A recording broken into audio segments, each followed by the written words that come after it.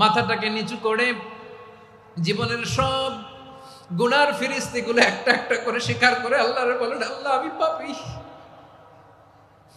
আল্লাহ আমার চেয়ে বড় পাপী এই দুনিয়াতে কেউ নাই। আমরা বলবো, আল্লাহ তুমি প্রশ্ন করার আগে তোমার একটা কথা বলি, আমারে কিছু জিজ্ঞেস করো না, আমি সব করেছি।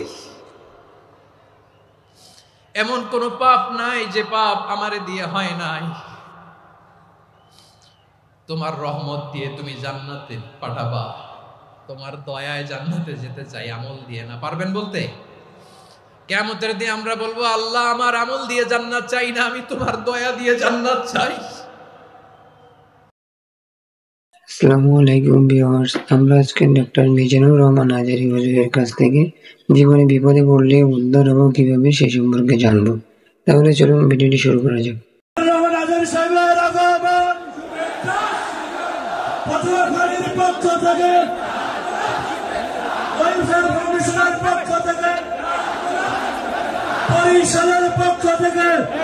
আজকে আমরা যে টপিকটা নিয়ে আলোচনা করব সেটা হচ্ছে, আমরা যে জীবনে বিপদে পড়ি, আমরা বিপদে পড়লে আমাদেরকে উদ্ধার করে কে? আল্লাহ ছাড়া আমাদের বাঁচানোর কেউ আছে? উদ্ধার করার কেউ আছে? রক্ষা করার কেউ আছে? এজন্য বিপদে পড়লে আমরা চাইবো কার কাছে? আমাদের যাই দরকার হোক আমরা ফরিয়াদ করব কার কাছে? নাকি মাজারে যেয়ে চাবেন? মাজারে যেয়ে চাবেন? অনেকে তো মাজারে যেয়ে কপাল ঘষে, আছে না নাই? মাজারে যেয়ে সন্তান চায়, আছে? এই এলাকায় নাই, এলাকার লোকদের আকীদা খালেস আমি জানি। মাজারে যেয়ে কপাল ঘষে আর সন্তান চায়। আচ্ছা, মাজারে গেলে সন্তান পাওয়া যায়? আচ্ছা, মাজারে না গেলে যদি বাচ্চা না হতো, গরু ছাগলের যে বাচ্চা হয় ওরা কোন মাজারে মানত করে বলেন? কথা কি বুঝতেছেন? এই যে প্রতি বছর গরু ছাগল ভেড়া এগুলো যে বাচ্চা দেয়, এরা কোন মাজারে যে মানত করে? এজন্য চাইতে হবে একজনের কাছে, তিনি কে? আমার প্রিয় পটুয়াখালীবাসী, মাজার জিয়ারত করা সুন্নাহ। আমরা মাজার জিয়ারত করব, আল্লাহ ওয়ালাদের কবরে যাব, আমরা সেখানে যে সালাম দিব, দোয়া করব, নিজের জন্য করব, কবরে শুয়ে থাকা মাইয়েতের জন্য করব, পুরো মুসলিম উম্মার জন্য করব। কিন্তু কবরে যিনি শুয়ে আছে ওই বাবার কাছে সন্তান চাওয়া যাবে? চাকরি চাওয়া যাবে? সফলতা চাওয়া যাবে? সফলতা দেয় কে? সবাই বলেন নাই, আওয়াজ করে বলেন, সফলতা দেওয়ার মালিক কে? এক কথাই রব্বুল আলামিন বলেন, ওয়া ইয়ামসাসকাল্লাহু বিদুররিন ফালা কাশিফা লাহু ইল্লা হু ওয়া ইয়ুরিদকা বিখাইরিন ফালা রাদ্দা লিফাদলি ইউসিবু বিহি মান ইয়াশাউ মিন ইবাদিহি ওয়া হুয়াল গফুরুর রহিম। আল্লাহু আকবার। আল্লাহ বললেন, ওয়া ইয়ামসাসকাল্লাহু বিদুররিন ফালা কাশিফা লাহু ইল্লা হু। আল্লাহ যদি তোমাকে কোনো বিপদ স্পর্শ করায়, আল্লাহ যদি তোমারে কোনো বিপদে ফেলে দেয়, ওই বিপদ থেকে উদ্ধার করার তিনি ছাড়া আর কেউ নাই। জোরে বলেন ঠিক কিনা? তিনি যদি কোনো বিপদে ফেলেন, তিনি ছাড়া বিপদ থেকে উদ্ধার করার কেউ নাই। আর তিনি যদি তোমার প্রতি কোনো অনুগ্রহ করতে চান, ওই অনুগ্রহ ঠেকিয়ে দেওয়ার ক্ষমতাও কারো নাই। আল্লাহ যদি আপনার সফলতা দিতে চায়, পৃথিবীর কোন শক্তি ওই সফলতাকে থামাতে পারে? এজন্য আল্লাহ বললেন, খবরদার, চিন্তা আর আকীদা খালিস করে নাও। ওয়া ইয়ামসাসকাল্লাহু বিদুররিন ফালা কাশিফা লাহু ইল্লা হু। আল্লাহ বিপদে ফেললে বিপদ থেকে উদ্ধার করার কেউ থাকে না। আর আল্লাহ যদি তোমার প্রতি দয়া দেখাতে চান, অনুগ্রহ করতে চান, ওই অনুগ্রহকে প্রতিরোধ করার মতো ক্ষমতা কারো নাই। তিনি তার বান্দাদের মধ্য থেকে যাকে ইচ্ছা তাকে দেন, যত ইচ্ছা তত দেন।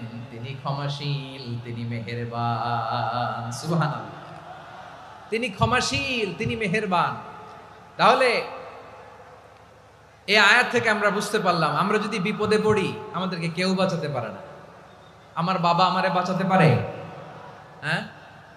আমার মা আমাকে বাঁচাতে পারে? আমার বন্ধু আমারে বাঁচাতে পারে? আমার দলের কর্মী আমাকে বাঁচাতে পারে? আমার পীর সাহেব আমারে বাঁচাতে পারে? আমার পটুয়াখালীর ভাইয়েরা খেয়াল রাখবেন, বাঁচাতে পারে এক মহান সত্তা, উদ্ধার করতে পারে এক মহান সত্তা। চিৎকার করে বলুন, তিনি কে? আবার আল্লাহ বললেন আম্মাই ইউজিবুল মুত্তাররা ইযা দাআহু ওয়া ইয়াকশিফুস সুআ ওয়া ইয়াজআলুকুম খুলাফাআল আরদ আইলাহুম মা'আল্লাহ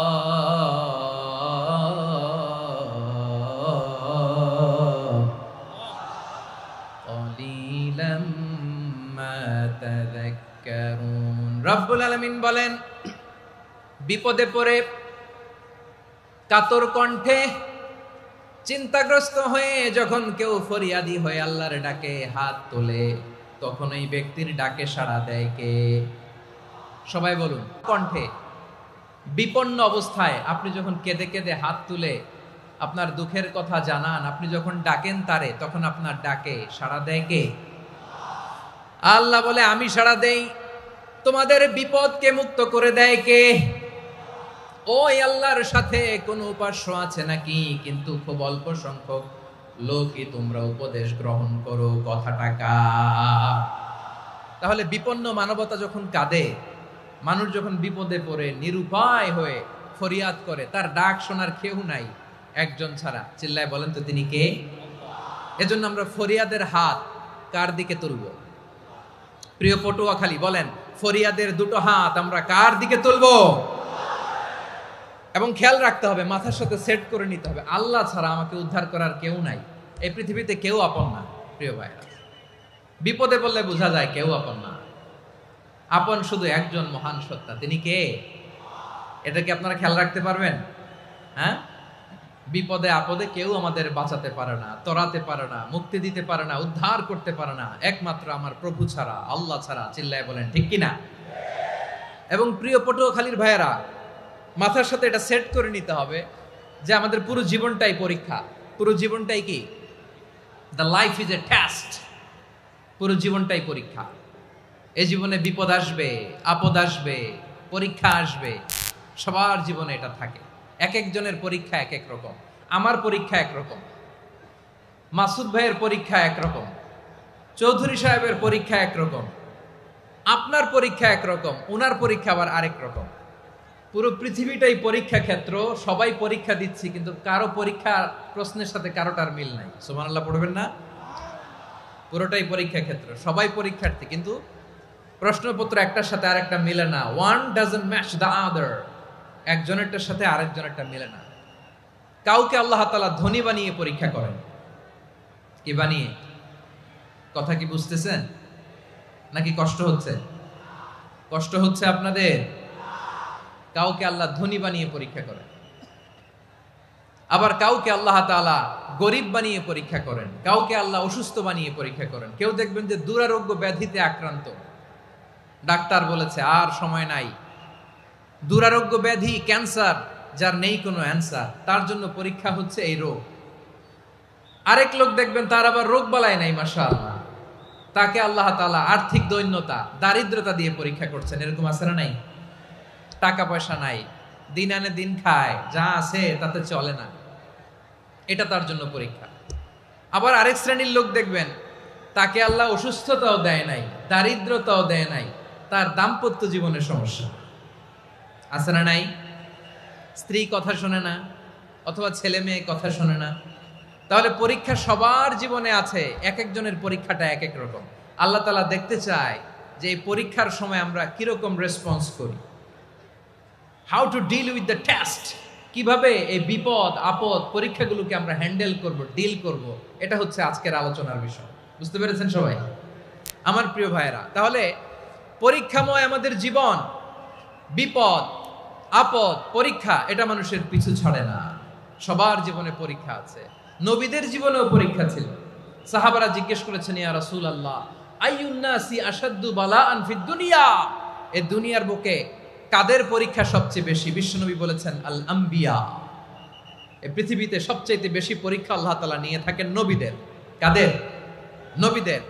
সুম্মাল আমসাল ফাল আমসাল, এরপরে নবীদের পরের স্তরে যারা, তাদের পরীক্ষা। এরপরে তাদের পরের স্তরে যারা, তাদের পরীক্ষা। সিদ্দিকিনদের, শুহাদাদের, সালিহিনদের, আল্লাহওয়ালাদের। যার ঈমান যত মজবুত, তার জীবনে পরীক্ষাও তত বেশি। চিল্লায় বলেন ঠিক কিনা? তাহলে মুমিনরা, বিশ্বাসীরা, আমরা কি পরীক্ষা, বিপদ আপদে ভয় পাই? হ্যাঁ, বিপদ দেখলে ভয় লাগে আপনাদের? ভয় লাগে? হ্যাঁ, না, মুমিনরা বিপদে ভয় পায় না, তারা হতাশ হয় না, সুবহানাল্লাহ, তারা নিরাশ হয় না। বিশ্বাসীরা হাল ছেড়ে দেয় না, তারা ভরসা রাখে একজনের উপর, চিল্লায় বলতে হবে তিনি কে। কারণ মুমিন জানে the grief isn't permanent, the test isn't permanent, the struggle in our life isn't permanent. আমাদের জীবনের দুঃখ, কষ্ট, স্ট্রাগল এগুলো পার্মানেন্ট নয়। after every difficulties there is an ease. সব কষ্টের পরেই একটা সুখ আছে না নাই? রব্বুল আলামিন বলেন ফা ইন্না মাআল উসরি ইউসরা, ইন্না মাআল উসরি ইউসরা, ভয় পেও না, চিন্তা করো না, কষ্টের সাথেই আমি রেখে দিয়েছি স্বস্তি। সুবহানাল্লাহ বলেন। মুমিন জীবনে বিপদ যত বেশি, কষ্ট যত বেশি, তার সামনে সফলতা তার চেয়েও বেশি, ঠিক কিনা বলেন? কারণ বিশ্বাসীরা জানে রাত্রি যত গভীর হয়, সুবহে সাদিকের সময় তত আগাতে থাকে। গর্ভবতী নারীর পেটের ব্যথা যত বাড়তে থাকে, ঘরে নতুন মেহমান আগমনের সময় ঘনাতে থাকে। মুমিনদের উপর বিপদ, অত্যাচার, আপদ, পরীক্ষা যত বাড়তে থাকে, কালেমার পতাকা উড্ডয়নের সময় কাছে আসতে থাকে। বিশ্বাসীদের এগুলো হিসাব মিলানো অনেক আগে, এগুলো অনেক আগে হিসাব মিলানো। দুঃখের আধার শেষে সুখের আলো মিটিমিটি হাসে, চিল্লায় বলেন ঠিক কিনা? দুঃখ যত বেশি, পরীক্ষা যত বেশি, কষ্ট যত বেশি, সুখের সময় তত কাছাকাছি, চিল্লায় বলতে হবে ঠিক কিনা? এজন্য মুমিন জীবনে পরীক্ষা বেশি, মুমিনদের হতাশা নাই, মুমিনরা নিরাশ হয় না, হতাশ হয় কাফিররা। মুমিনরা কখনো হাল ছেড়ে দেয় না, মুমিনরা ভরসা রাখে একজনের উপর, তিনি কে? তাহলে আমার প্রিয় পটুয়াখালীবাসী, বিপদ থাকবে, পরীক্ষা থাকবে, এই বিপদ থেকে আমাদেরকে উদ্ধার করবেন একজন, তিনি কে? আমরা শুধু আল্লাহর উপরই ভরসা রাখবো। রাজি আছেন তো? চাইবো একজন সত্তার কাছে, আওয়াজ করে বলুন তিনি কে? একজন সত্তার কাছে চাইবে। বিশ্বনবী ওনার চাচাতো ভাই আব্দুল্লাহ ইবনে আব্বাস রাদিয়াল্লাহু তাআলা আনহুকে বললেন, ইয়া আব্দুল্লাহ ইবনে আব্বাস, হে আব্দুল্লাহ ইবনে আব্বাস, ইযা সাআলতা ফাসআলিল্লাহ, যখন চাইবে আল্লাহর কাছে যাও। ও আব্দুল্লাহ, যখন চাইবা আল্লাহর কাছে চাও। ওয়া ইযা ইসতাআনতা ফাসতাইন বিল্লাহ, যখন সাহায্য চাইবা আল্লাহর কাছে ফরিয়াদ করো। জেনে রেখো ও আব্দুল্লাহ, ওয়া আলাম আন্নাল উম্মাতা লাউ ইজতামাআত আলা আন ইয়ানফাউকা বিশাইইন লাম ইয়ানফাউকা ইল্লা বিশাইইন ক্বাদ কাতাবাহু আল্লাহু লাক। ও আব্দুল্লাহ, জেনে রেখো, মনে রেখো, গোটা বিশ্বের সবাই মিলে যদি তোমার উপকার করতে চায়, ততটুকুই তারা করতে পারবে যতটুকু আল্লাহ তোমার নসিবে সেটা লিখে রেখেছে, ঠিক কিনা বলেন? আর যদি গোটা বিশ্বের সবাই মিলে তোমার বিরুদ্ধে কনস্পাইরেসি করে, ষড়যন্ত্র করে, গোটা বিশ্বের সবাই মিলেও যদি তোমার ক্ষতি করতে চায়, ততটুকুই শুধু পারবে যেটা আল্লাহ তোমার জন্য বরাদ্দ রেখেছে। যতটুকু আল্লাহ তাআলা তোমার জন্য বরাদ্দ রেখেছে অতটুকুই ক্ষতি করতে পারবে, আর এক চুল বেশিও করতে পারবে না, কমও করতে পারবে না, চিল্লায় বলেন ঠিক কিনা? এজন্য আমরা চাইবো কার কাছে? সবাই বলেন নাই, আওয়াজ করে বলেন কার কাছে? সব সময় আমরা আল্লাহর কাছে চাইবো, বিপদে আপদে, সুখে দুঃখে, সচ্ছল অবস্থায় অসচ্ছল অবস্থায়, পরাজয়ের সময় বিজয়ের সময়, সব সময় আমরা ভরসা রাখবো কার উপর? সবাই বলুন। একদল লোক আছে যারা বিপদে পড়লে আল্লাহরে ডাকে, আছে না নাই? পটুয়াখালীতে মাশাআল্লাহ নাই। বিপদ আসলে আল্লাহরে ডাকে, বিপদ নাই আল্লাহও নাই। বিপদে পড়লে নামাজ পড়ে, বিপদও নাই নামাজও নাই। বিপদে পড়লে জিকির করে, বিপদ যখন চলে যায় ওদের জিকিরও বন্ধ হয়ে যায়, এরকম আছে না নাই? কিছু লোক দেখবেন পরীক্ষা আসলে নামাজ পড়ে, আছে আছে? জেনজি আওয়াজ করো, এরকম আছে? এই কমন পড়ে গেছে, কমন পড়ছে। দেখবেন পরীক্ষার সময় নামাজ পড়ে, পরীক্ষাও নাই নামাজও আছে, এরকম। কিছু লোক আছে অসুস্থ হলে আল্লাহরে বড্ড ভালোবাসে, আল্লাহরে খুব ডাকে। অসুস্থ হইলে অসুস্থতাও নাই, আল্লাহ স্মরণও নাই। দেখবেন কিছু লোক নির্বাচন আসলে খুব আল্লাহ আল্লাহ হয়ে যায়। তখন দেখবেন মাথার মধ্যে হেজাব লাগায়, পাঞ্জাবি লাগায়, আল্লাহ আল্লাহ হয়ে যায়। নির্বাচনও নাই, এরপরে আল্লাহর কথাও নাই। আছে না নাই? না, এরকম হওয়া যাবে না। সব সময় আমরা আল্লাহরে ডাকবো, বিপদে আপদে সব সময় ভরসা রাখবো আমরা একজনের উপর। আওয়াজ করে বলেন, তিনি কে? এ কথায় আল্লাহ তাআলা আমাদের চোখে আঙ্গুল দিয়ে জানিয়ে দিলেন, ফাইদা রাকিবু ফিল ফুলকি দা'আউল্লাহা মুখলিসিনা লাহুদ্দিন ফালাম্মা নাজ্জাহুম ইলাল বাররি ইযা হুম ইউশরিকুন। আল্লাহ বলে, একদল লোক আছে, তারা যখন নৌযানে চড়ে, জলযানে চড়ে, সাগরের মধ্যে যখন জাহাজে চড়ে, লঞ্চে চড়ে, তারা যখন তুফানের সম্মুখীন হয়, তখন তারা আল্লাহরে বড্ড বেশি ডাকে, একান্ত ভাবে ডাকে, বিশুদ্ধ চিত্তে ডাকে। আবার তুফান থেকে তাদেরকে সেফ জোনে নিয়ে, নিরাপদ জোনে নিয়ে যখন বন্দরে আমি আল্লাহ তাদেরকে ভিড়িয়ে দেই, ওই লোকগুলো আবার আমি আল্লাহর সাথে শিরিক করে। এরকম আছে না নাই? জাহাজে উঠছে, সাগরের মাঝখানে তুফান, ওই সময় দেখবেন আল্লাহ কারে কয়। এই কথা তো আপনাদেরকে বোঝানো সহজ, আপনারা তো নদীর দেশের মানুষ। লঞ্চে চড়েন নাই কারা কারা দেখি? লঞ্চে চড়ছেন? হ্যাঁ, লঞ্চে চড়ে নাই এরকম একজনও নাই এখানে। আচ্ছা, লঞ্চে উঠছেন কে কে দেখি? মাশাআল্লাহ, মাশাআল্লাহ, মাশাআল্লাহ। ঠিক আছে, আপনাদের বোঝানো সহজ। আচ্ছা, লঞ্চে উঠে তুফানের সম্মুখীন হয়েছেন, জলোচ্ছ্বাস সবাই?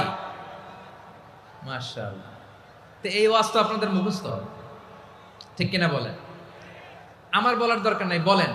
মাঝ নদী, তুফান, জলোচ্ছ্বাস, জলের মধ্যে উচ্ছ্বাস, ঢেউ, টর্নেডো, সাইক্লোন, মেঘের ঘনঘটা, পরিবেশ ঘুটঘুটে অন্ধকার, লঞ্চ একবার এদিকে আরেকবার ওইদিকে, ভিতরে কি অবস্থা হয় বলেন তো? হ্যাঁ, তখন মুসলিমও আল্লাহর ডাকে, হিন্দু আল্লাহর ডাকে, ঠিক কিনা বলেন? আস্তিক আল্লাহর ডাকে, নাস্তিক আল্লাহর ডাকে, ঠিক কিনা? লঞ্চের ভেতর, স্টিমারের ভেতর কান্নারে রোল পড়ে যায়, চিৎকারের রোল পড়ে যায়, সবার মুখ দিয়ে শুধু একটা আওয়াজ, লা ইলাহা লা ইলাহা লা ইলাহা সুবহানাল্লাহ আলহামদুলিল্লাহ লা ইলাহা।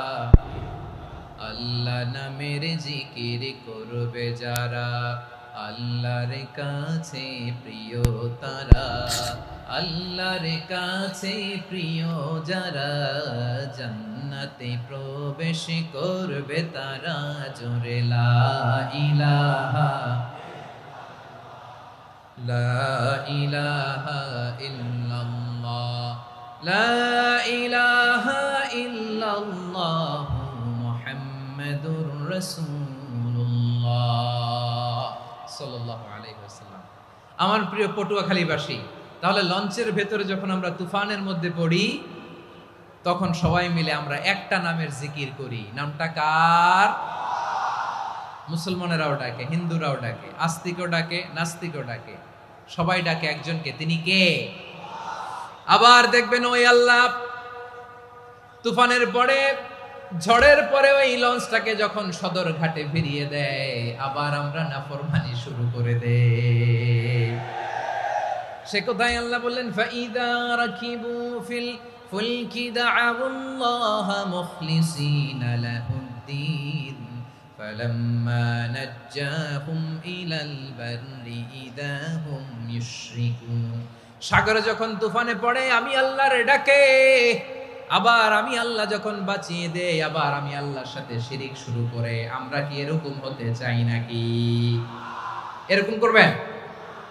হ্যাঁ না, আমরা তুফানে পড়লেও আল্লাহরে ডাকি, আবার বাঁচায় দেওয়ার পরেও ডাকি কারে?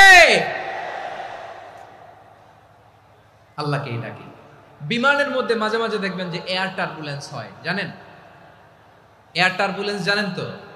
মাঝে মাঝে বিমানটা বাউন্সিং করে, বাম্পি, ভেরি বাম্পি ওয়েদার। শোনেন নাই? 40,000 ফিট উপরে যখন থাকে তখন পাইলট মাঝে মাঝে বলে, dear passengers, ladies and gentleman, right now we are flying 40,000 feet above the ground and we are passing very heavy air turbulence right now. Please fasten your seat belt. দেখবেন মাঝে মাঝে বলে যে, ভদ্র মহিলা, ভদ্র মহোদয়গণ, আমরা 40,000 ফিট উপর দিয়ে যাচ্ছি আর এয়ার টার্বুলেন্স ফেস করছি, মেহেরবানি করে আল্লাহর হস্তে সিট বেল্ট বাঁধুন। তখন বিমানটা এরকম বাউন্সিং করে, শেকিং করে। আপনারা মুখোমুখি হয়েছেন? ইদানিং এই এয়ার টার্বুলেন্স বেড়ে গিয়েছে। গত বছর আমার ইন্টারন্যাশনাল অনেকগুলো ফ্লাইট ছিল, তো আমি দেখলাম যে আগের ফ্লাইটগুলোর তুলনায় এখন এয়ার টার্বুলেন্স খুব বেশি। আমি একটু রিসার্চ করে দেখলাম, ক্লাইমেট চেঞ্জের কারণে, জলবায়ু পরিবর্তনের কারণে আকাশের বাতাসের মুভমেন্টে পরিবর্তন হয়েছে, ফলে এখন বিমান শেকিং করে বেশি, বাউন্সিং, বাম্পি ওয়েদার। তো বলেন তো, 40,000 ফিট উপরে যখন আপনি, কয় হাজার ফিট? সবাই বলুন কয় হাজার fit?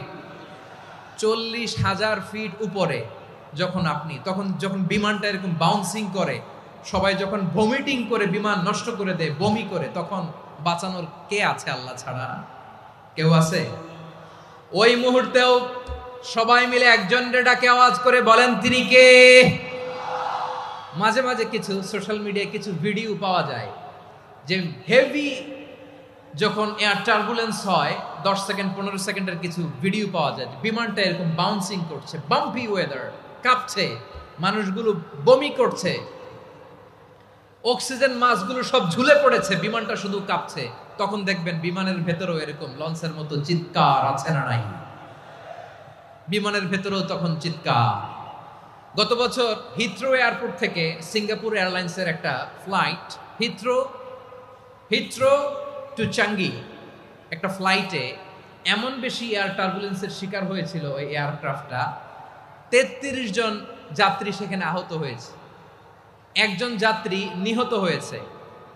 Cabin cruise, air hostess যারা আছে, একজনের নাক ফেটে, চোখ ফেটে, কপাল ফেটে, ব্লিডিং হয়ে শয়লা।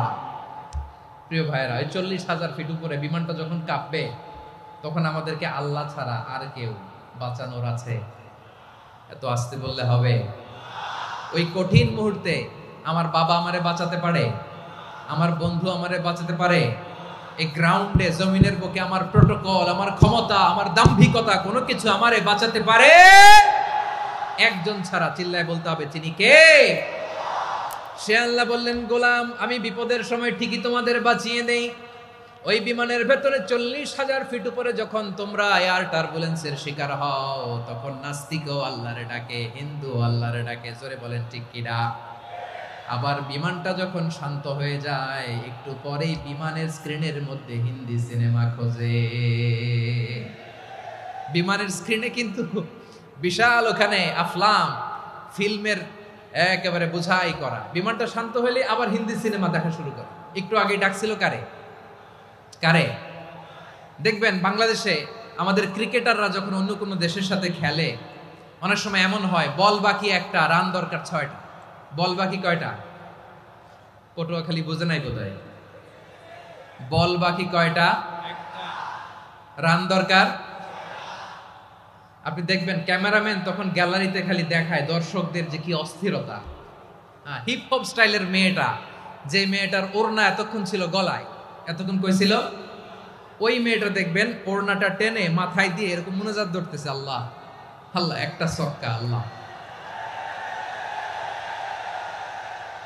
আল্লাহ, আমার লাল সবুজের পতাকারে তুমি অপমানিত কইরো না আল্লাহ, ইন্ডিয়ার সাথে আমাদের খেলা, আল্লাহ আল্লাহ, একটা সক্কা, একটা। পুরো খেলা জুড়ে এই মেয়ের ওড়না ছিল গলায়, কিন্তু যখন 1 বলে 6 রান দরকার, ওড়না চলে আসছে কোথায়? মাথায়। আবার মুনাজাত আছে না নাই? ঠিকই বাংলাদেশের দামাল ছেলে এমন এক শট মারলো, বল চলে গেল স্টেডিয়ামের বাইরে, ছক্কা, জিতে গেলাম আমরা। পুরো স্টেডিয়াম জুড়ে চিৎকার, হই হুল্লোড়, মৌজ মাস্তি।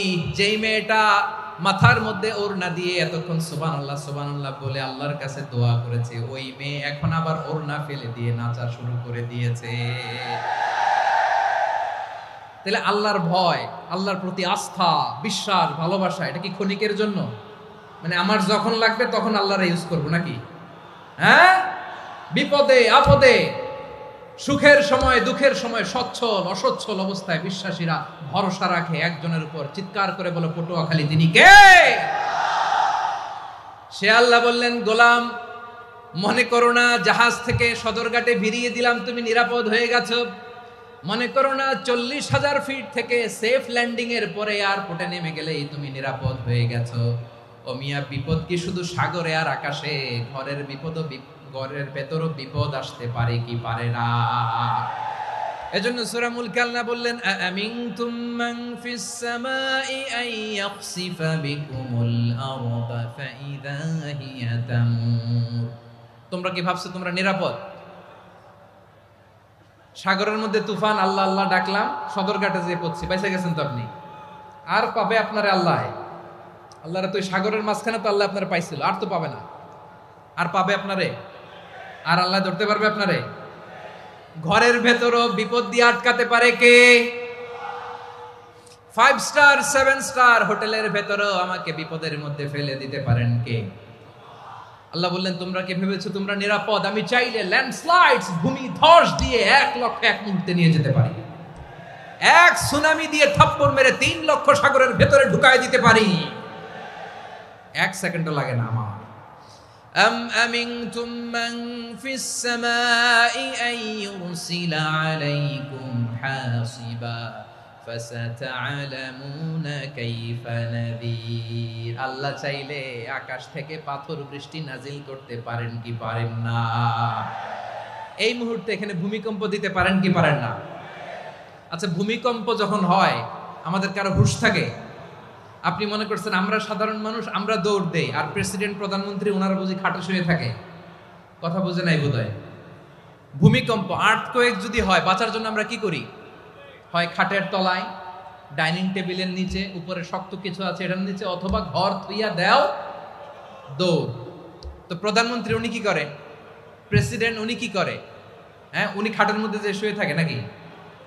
উনিও দৌড়, সাধারণ মানুষও দৌড়, প্রধানমন্ত্রীও দৌড়, বাড়িওয়ালাও দৌড়, ভাড়াটিয়াও দৌড়, সবাই দৌড়। নাকি ভাড়াটিয়ারা বাড়ি থুইয়া দৌড়, বাড়িওয়ালারা আর বেরোয় না? এরকম না। তাহলে যে কোনো মুহূর্তে ভূমিকম্প দিয়ে নাস্তানাবুদ করতে পারে কে? আমার প্রিয় ভাইয়েরা, আমরা নিরাপদ নই, আমরা তার দয়ায় বেঁচে আছি। কার দয়ায়? এজন্য আল্লাহ বললেন, গোলাম যে কোনো মুহূর্তে বিপদ দিয়ে তোমাদেরকে নাস্তানাবুদ করতে পারি। বিশ্বাসী বলে যদি নিজেকে দাবি করো, সব সময় ডাকতে হবে একজন সত্তাকে। বলেন তিনি কে? এই কথা ক্লিয়ার? এই সবগুলো উদাহরণ শেষে সবার কাছে ক্লিয়ার হয়েছে না যে বিপদ থেকে, আপদ থেকে, পরীক্ষা থেকে, ক্যালামিটি থেকে আমাদেরকে কেউ বাঁচাতে পারে না একজন সত্তা ছাড়া। আবারও বলেন তো তিনি কে? ক্লিয়ার? হ্যাঁ, সবাই বুঝতে পারছেন? আচ্ছা, এবার আমরা দেখি বিষ্ণু ঈসা ইসলামের জীবনে বিপদ আপদ ছিল কিনা। উনি বিপদ আসলে কিভাবে ডিল করতেন, বিপদ আসলে কোন দোয়া পড়তে হয়, কিভাবে ফরিয়াদের হাত উত্তোলন করতে হয়, কিভাবে রবের দরবারে নতজানু হয়ে ফরিয়াদ করতে হয়, এটা জানার দরকার আছে না নাই? আসুন আমরা বিশ্বনবীর জীবনী থেকে দেখি বিপদ আসলে উনি কি করতেন। বিপদ আসলেই প্রথমে বিশ্বনবী সাল্লাল্লাহু আলাইহি ওয়াসাল্লাম একটা দোয়া পড়তেন। কি পড়তেন? তিনি পড়তেন, ইন্না লিল্লাহি ওয়া ইন্না ইলাইহি রাজিউন। নিশ্চয় আমরা আল্লাহর জন্য, নিশ্চয় আমরা কার দিকে ফিরবো ভাই? আবার কার দিকে ফিরবো? আওয়াজ করে বলুন তো, আমরা এসেছি কার কাছ থেকে, আবারও ফিরে যাব কার কাছে? এজন্য বিশ্বনবী পড়ছেন, ইন্না লিল্লাহি ওয়া ইন্না ইলাইহি রাজিউন। নিশ্চয় আল্লাহর জন্য, ওই আল্লাহর দিকেই আমরা ফিরে যাব। তারপরে বিশ্বনবী পড়তেন, আল্লাহুম্মা আজুরনি ফি মুসিবাতি ওয়াখলুফ লি খায়রাম মিনহা। একসাথে প্রথমে পড়তেন ইন্না লিল্লাহি ওয়া ইন্না ইলাইহি রাজিউন, তারপর পরই পড়তেন আল্লাহুম্মা আজুরনি ফি মুসিবাতি ওয়াখলুফ লি খায়রাম মিনহা। মানে আল্লাহ, এই যে আমি বিপদে ধৈর্য ধারণ করলাম, এটার সব তুমি আমারে দাও, আর যেটা হারালাম এর চেয়ে ভালো কিছু দিয়ে মেকআপ করে দিও, ভালো কিছু দিয়ে বদল করে দিও। সুবহানাল্লাহ পড়েন। তাহলে বিপদ আসলে আমরা কি পড়বো? কথা বলেন। এই যে আমি শুয়েছিলাম, নাশিদ গাচ্ছিল ওরা, এদেশে পরস্পরে দেখা হলে দেয় সালাম, এদেশে আমজনতার হৃদয় জুড়ে পাক কালাম, এদেশে বিপদ এলে সর্বজনে সর্বক্ষণে দোয়া পড়ে ইন্না লিল্লাহ। কি পড়ে? সুবহানাল্লাহ সুবহানাল্লাহ সুবহানাল্লাহ সুবহানাল্লাহ। এদেশে আজান শুনে সূর্য ওঠে শহর গ্রামে, এদেশে আজান শুনে সূর্য ডুবে সন্ধ্যা নামে, এদেশে সকল কাজে সবাই বলে বিসমিল্লাহ, এদেশে ভালো কিছু দেখে শুনে হাসি মুখে সবাই বলে মাশাআল্লাহ। সুবহানাল্লাহ পড়েন। তাহলে বিপদ এলে আমরা কি পড়ি? কথা বুঝলে সবাই উত্তর দিতে হবে। বিপদ এলে কি পড়ি? তাহলে বিপদ এলেই আমরা এখন থেকে ইন্না লিল্লাহ পড়বো, নাকি হাই হুতাশ করবেন? একদল আছে হাই হুতাশ করে, হায় আল্লাহ রে মোর কি হইল রে, মই কি হরমু রে, মই কমবে জামু রে, আছে না নাই? এরকম বিলাপ করতে নিষেধ করেছেন বিশ্বনবী। কি করব, কই যাব, কি হবে, হায় হায়, এরকম হাহুতাশ আছে না নাই? বিশ্বাসীরা হাহুতাশ করে না, তারা ইন্না লিল্লাহ পড়ে। কি পড়ে মনে থাকবে? আমরা পড়বো ইন্না লিল্লাহি ওয়া ইন্না ইলাইহি রাজিউন। নিশ্চয়ই আমরা আল্লাহর জন্য, আমরা আল্লাহর দিকেই ফিরে যাব।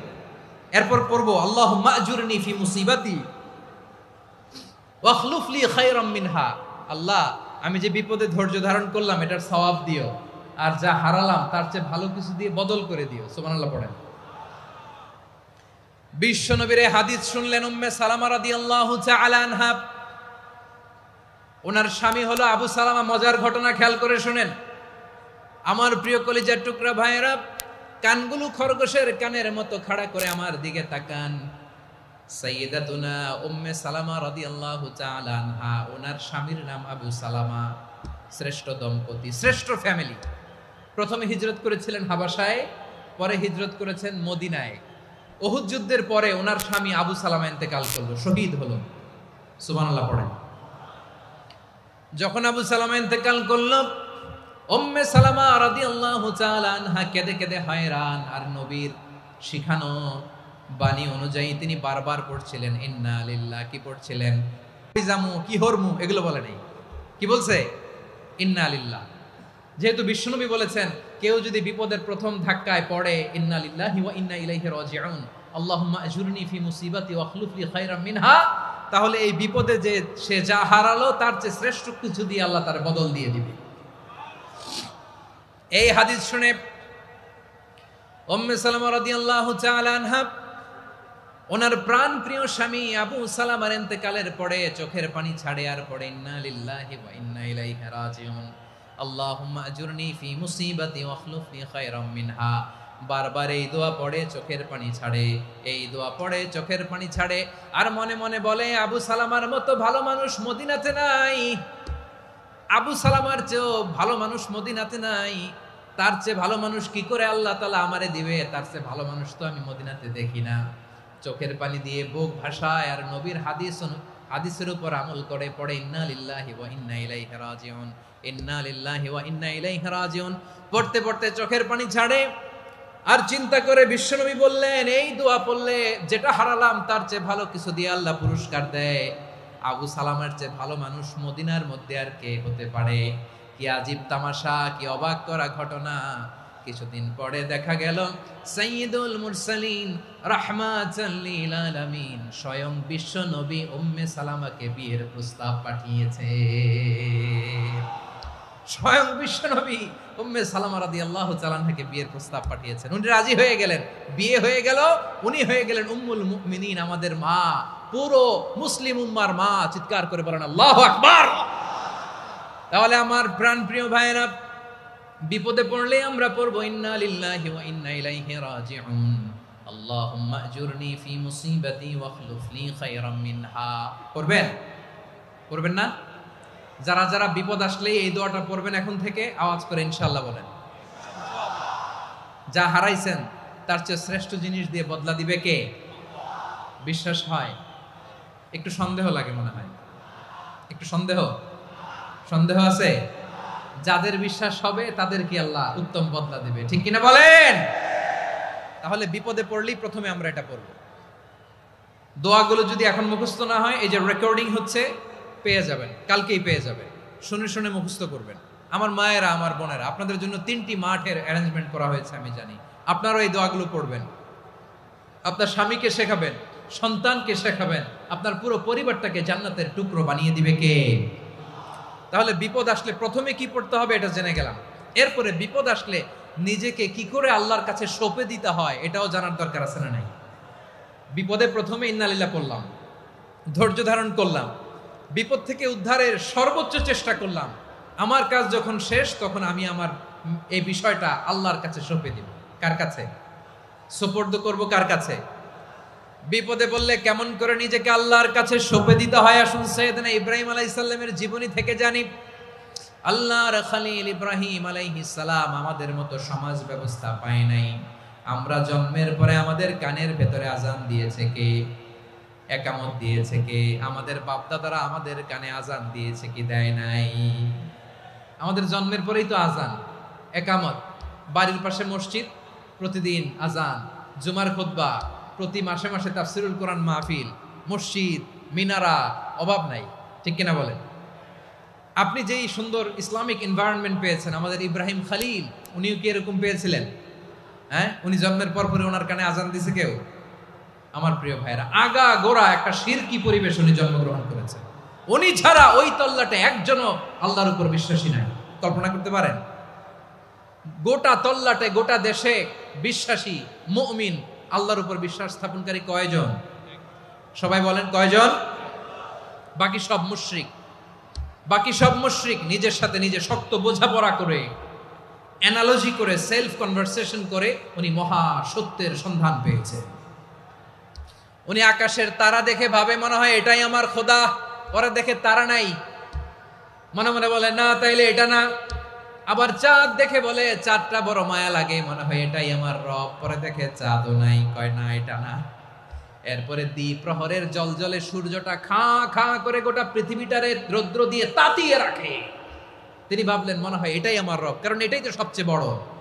কিন্তু বিকেল বেলা ওই সূর্যটাও যখন চলে যায়, সাইয়েদনা ইব্রাহিম বলে না এটাও তো নাই। আমার খোদা যদি আমারে ছেড়ে চলে যায়, বিপদে পড়লে আমারে উদ্ধার করবে কে? এভাবে নিজের সাথে অ্যানালজি, সেলফ কনভারসেশন করতে করতে করতে তিনি মহা সত্যের সন্ধান পেয়েছেন। সুবহানাল্লাহ পড়েন।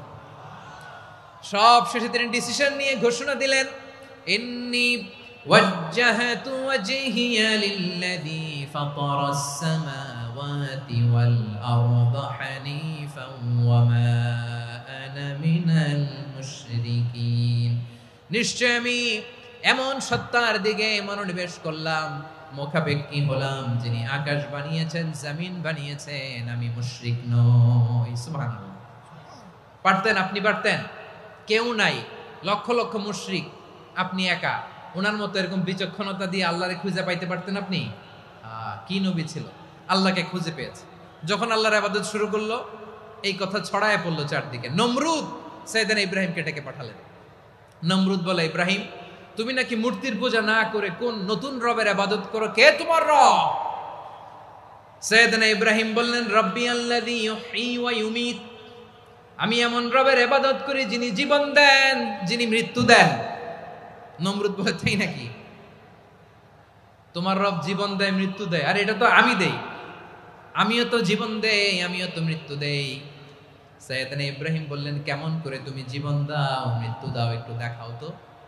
নমরুদ জেলখানা থেকে দুজন কয়েদিকে ডেকে আনলো। কয়েদি এনে অর্ডার করলো, একটাকে এখনই শিরোচ্ছেদ, হেড অফ, ডেথ পেনাল্টি, মৃত্যুদণ্ড দেয়া হলো। ফিনকি দিয়ে রক্ত বেরোলো। নমরুদ বলে, দেখো দুজনকে ধরে আনলাম, একজন কয়েদিকে দিলাম ডেথ পেনাল্টি, মৃত্যুদণ্ড, ওরে মৃত্যু দিলাম। আরেকজন যে দাঁড়িয়ে আছে, চাইলে ওরেও আমি মৃত্যুদণ্ড দিতে পারি, কিন্তু না, ওরে আমি দিব না, ওরে আমি বাঁচাইয়া দিলাম, ছেড়ে দিলাম, মানে জীবন দিলাম। দেখো ইব্রাহিম, তোমার চোখের সামনে একজনরে মৃত্যু দিলাম, আরেকজনরে জীবন দিলাম। আপাত দৃষ্টিতে তাই তো, একজনরে তো জীবন দিল, আরেকজনরে মৃত্যু দিল। সাইয়েদনা ইব্রাহিম এবার বিপাকে পড়ে গেলেন। কিন্তু এক একজন নবীকে আল্লাহ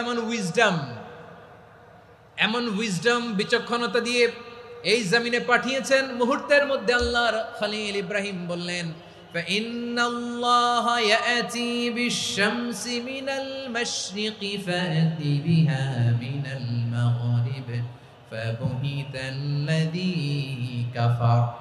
আল্লাহর খলিল ইব্রাহিম বললেন, নমরুদ বুঝলাম তুমি জীবন দাও মৃত্যু দাও দেখলাম, কিন্তু আমার রব আমার আল্লাহ প্রতিদিন সকালবেলা উষা লগ্নে ওই পূর্ব দিগন্ত থেকে সূর্যটাকে উদিত করেন, সাঁঝের বেলা বিকেল বেলা কুথুরি লগ্নে সন্ধ্যা বেলা ওই দ্বিপ্রহরের জল জলে সূর্যটাকে পশ্চিম দিগন্তে ডুবিয়ে দেন। মানে সকালবেলা পূর্ব দিক থেকে উদিত করা সূর্যটাকে পশ্চিম দিকে বিকেলে তিনি ডুবিয়ে দেন। তুমি যদি পারো ওই সূর্যটাকে পশ্চিম দিক থেকে উদিত করে পূর্ব দিকে ডুবিয়ে দাও। সুবহানাল্লাহ পড়বেন না? দেখেন, ইনস্ট্যান্ট ইন্টেলেক্ট, মুহূর্তে বিচক্ষণতা, উইজডম কাকে বলে? নমরুদ পারবে? নমরুদের বাপ পারবে? ওর দাদা, ওর 14 গোষ্ঠী, গোটা বিশ্বের সব ক্ষমতাধর রাষ্ট্রনায়করা একসাথে হলে পারবে? ফাবুহিতাল্লাযী কাফার পারে নাই, ব্যর্থ হয়েছে। এবার তেলে বেগুনে জ্বলে উঠেছে, রেগে মেগে আগুন বলে ফালকুহু ফিল জাহিম। ওর সাথে তর্ক নাই, না পেরে এবার এটারে আগুনে ফেলা। বিশাল বিশাল গাছ কেটে লাকড়ি এনে আগুনের কুণ্ডলি বানানো হলো, দাও দাও দাও দাও করে আগুন জ্বলে। আল্লাহর খলিল ইব্রাহিমকে আগুনে নিক্ষেপ করা হবে। আল্লাহর খলিল সাইয়েদনা ইব্রাহিমের হাতের মধ্যে রশি দিয়ে টাইট করে বাঁধা হলো, পায়ের মধ্যেও টাইট করে রশি দিয়ে বাঁধা হলো। আল্লাহর খলিল ইব্রাহিমকে আগুনের কুণ্ডলির মধ্যে ফেলা হবে। ওমিয়া, আপনি যে বিপদের কারণে ভয় পান, হতাশ হন, এটা কোনো বিপদ ওনার বিপদের সামনে? পটুয়াখালী আওয়াজ করে বলুন, সাইয়েদনা খলিল ইব্রাহিমের বিপদের সামনে আমাদের বিপদগুলো কোনো বিপদ? এটা কোনো বিপদই না, এটা কোনো বিপদই না। হাত পা বেঁধে টাইট করে নিক্ষেপ করা হবে, সিম্পলি ফেলা যাবে না, কারণ দাও দাও করে দ্য ব্লেজিং ফায়ার, এমন আগুনের কুণ্ডলি কাছে যাওয়া যায় না, আগুনের উত্তাপে নিক্ষেপ করা হবে। হাতে রশি বেঁধে পায়ে রশি বেঁধে আল্লাহর খলিল ইব্রাহিম আলাইহিস সালামকে আগুনের মধ্যে নিক্ষেপ করা হবে। আহা, এটার বলে অগ্নি পরীক্ষা। উনি অগ্নি পরীক্ষার সম্মুখীন হয়েছিলেন। এজন্য কঠিন পরীক্ষাকে আমরা অগ্নি পরীক্ষার সাথে তুলনা করি, ঠিক কিনা? সাইয়েদনা জিবরাইল এসে বললেন, ও আল্লাহর খলিল, ওরা তো আপনার হাতও বেঁধে ফেললো, পাও বেঁধে ফেললো, নড়াচড়ার সুযোগ নাই, বলেন আমি জিবরিল ফেরেশতা আপনার জন্য কি করতে পারি? আল্লাহর খলিল ইব্রাহিম বলেন, ও জিবরাইল, তোমার কাছে আমার কোনো চাওয়া পাওয়া নাই। সুবহানাল্লাহ বলেন। তোমার কাছে বলার কিছু নাই, তোমার সাহায্যের আমার দরকার নাই। সাইয়েদনা ইব্রাহিম আলাইহিস সালামকে হাতে পায়ে রশি বেঁধে হাত পা বাঁধা অবস্থায় জ্বলন্ত অগ্নিকুণ্ডে যখন নমরুদের দলবল নিক্ষেপ করবে, আল্লাহর খলিল কিভাবে নিজেকে আল্লাহর কাছে সঁপে দিয়েছেন, পটুয়াখালীর ভাইরা খেয়াল করে শুনুন। হাত পা বেঁধে আল্লাহর খলিলকে যখন নিক্ষেপ করা হবে, তিনি মুখ ফুটে বলে ফেললেন, হাসবুনাল্লাহু ওয়া নি'মাল ওয়াকিল। হাসবুনাল্লাহু ওয়া নি'মাল ওয়াকিল, আমার জন্য আল্লাহই যথেষ্ট, আমার জন্য আল্লাহই যথেষ্ট। তিনি আমার সবচেয়ে বড় গার্ডিয়ান, তিনি আমার সবচেয়ে বড় অভিভাবক। জিব্রাইলের সাহায্যে অফারকে ফিরিয়ে দিলেন। দুনিয়ার বুকে কারো কাছে কিছু বলেন নাই, মুখ ফুটে বলেছেন হাসবুনাল্লাহ। ও আমার পটুয়াখালীর প্রাণের ভাইয়েরা, খেয়াল রাখবেন, কোন বান্দা তার হাতে থাকা সব চেষ্টাটুকুন করার পরে মুখ ফসকে মুখ দিয়ে যখন বলে ফেলে হাসবুনাল্লাহ, বান্দা যখন হাসবুনাল্লাহ বলে ফেলে, ওই ব্যাপারটা ডিল করার দায়িত্ব স্বয়ং আল্লাহ আরশের উপর থেকে নিয়ে নেয়। আপনি যখন বলে ফেলবেন হাসবুনাল্লাহ, এটা ডিলিং করবে কে তখন? চিল্লায় বলেন না, তিনি কে? বান্দা তার সাধ্যের সবটুকু চেষ্টার পরে নতজানু হয়ে যখন বলবে হাসবুনাল্লাহ, আল্লাহ তুমি আমার জন্য যথেষ্ট, নি'মাল ওয়াকিল, তুমি আমার শ্রেষ্ঠ অভিভাবক, তখন তার কি দরকার না দরকার এটা ডিল করে স্বয়ং আল্লাহ। নিক্ষেপ করা হলো সাইয়েদনা ইব্রাহিমকে অগ্নিকুণ্ডলিতে। হাজার হাজার মানুষের দৃশ্য দেখার জন্য জড়ো হয়েছে এরকম বিশাল ময়দানে। কিন্তু কি অবাক করা ঘটনা, সবাই ভয় পাচ্ছিল, না জানি কি হয়ে যায়। আল্লাহর খলিলকে যখন আগুনের কুণ্ডলিতে নিক্ষেপ করা হয়, আল্লাহর খলিল ইব্রাহিম আগুনের কুণ্ডুলির মধ্যে বসে বসে মানুষগুলোর দিকে তাকিয়ে হাসতে শুরু করে দেয়।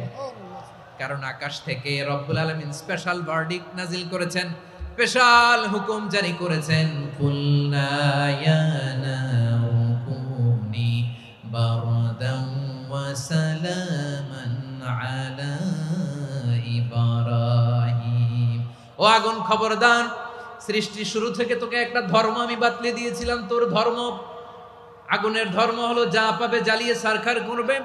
আল্লাহ বলল, আগুন তোর ধর্ম দিয়েছিলাম, তুই সব জ্বালিয়ে পুড়িয়ে সারখার করে দিবি, কিন্তু ক্ষণিকের জন্য আমি তোর জ্বালিয়ে দেওয়ার ক্ষমতাটাকে কেড়ে নিলাম, জ্বালিয়ে ভস্ম করে দেওয়ার ক্ষমতা আমি কেড়ে নিলাম। কুনি বারদান, ঠান্ডা হয়ে যা, কিন্তু এত বেশি ঠান্ডা হবি না আবার আমার ইব্রাহিমের জন্য সর্দি লেগে না যায়। সুবহানাল্লাহ, এত আস্তে বললে হবে?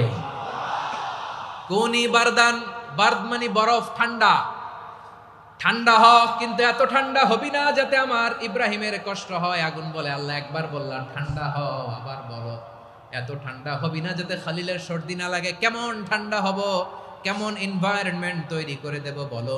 আল্লাহ বললেন, সালামান আলা ইব্রাহিম, আমার খলিল, আমার কলিজা, আমার ইব্রাহিমের জন্য তুই জান্নাতের গুল বাগিচা হয়ে যা। ও ভাই, নবী মুসার মতো ঈমান হলে রাস্তা হবে সাগর জলে, নবী ইউসুফের মতো ঈমান হলে একে একে দরজা খোলে, নবী ইব্রাহিমের মতো ঈমান যদি আজও থাকে বিদ্যমান, অগ্নিকুণ্ডে দেখতে পাবে খুবসুরত এক ফুল ভাগা।